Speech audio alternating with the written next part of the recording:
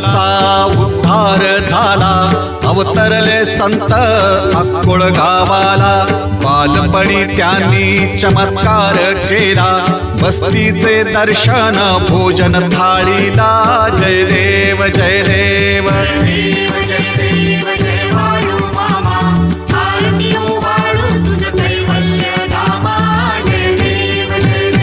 मेढ्या राखीती उन्हातानात, मुक्या प्राण्यावर अपार प्रीत. नीतीने वागावे कमी नाही होत, उन्मत्ताला मामा शासन करीत.